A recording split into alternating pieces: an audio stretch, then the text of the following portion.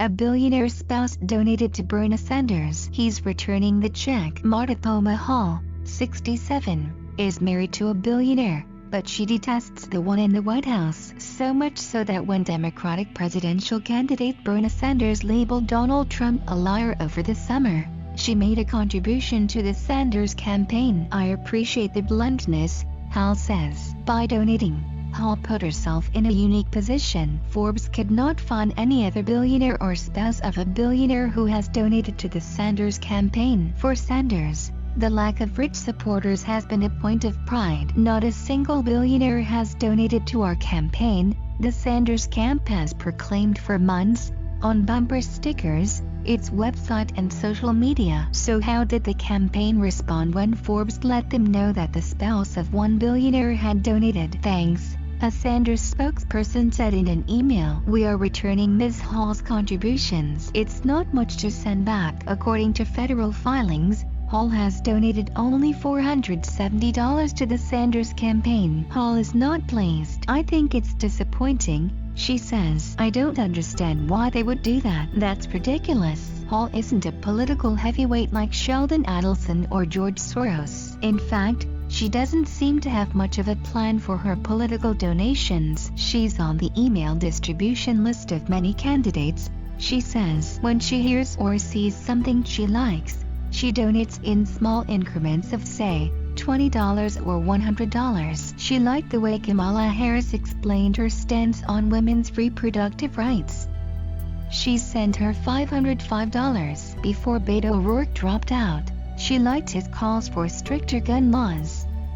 She sent him $685. She has also appreciated parts of what Andrew Yang, Cory Booker, Elizabeth Warren and Amy Klobuchar have said. Klobuchar has a very pragmatic approach to politics. She talks about what you can get done, and what you can't get done. So far, Hall hasn't hit the FEC's contribution limit of $2,800 per election to any one candidate. She says she did not even know the limit was $2,800. "That's good to know. I likely will do that as we get closer," she says. Hall agrees with Sanders on issues like Citizens United, the landmark Supreme Court case that opened the floodgates for billionaires to pour millions of dollars into elections. In 2018, she donated a $557 to a political action committee called End Citizens United. "The problem is that there is corruption in some of the big companies," says Hall, who serves as president of Velodyne,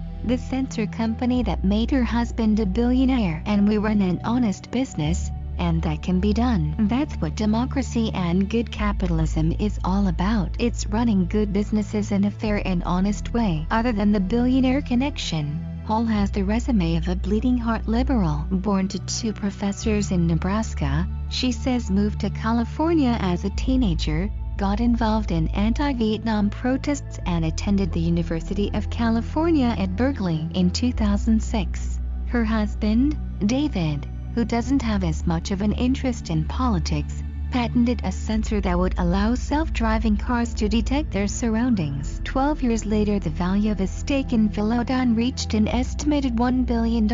Marta Thoma Hall is the head of business development at the company while moonlighting as a sculptor. In the past, she has made public art installations out of recycled steel and glass bottles. Now she says she's working on 3D printing art about female identity and the environment. One problem she has with the Trump administration: the trade war hasn't done her family's business any favors. The Chinese government is cracking down on selling American goods in China, she says. But it's not all self-interest. She supports a higher tax rate on the people like herself who will get a vote a year from now. Hall says she's not sure, but if it comes down to Bernie versus the billionaire, she'd be willing to forget about Sanders' rejection. "I'd vote for him over Trump any minute."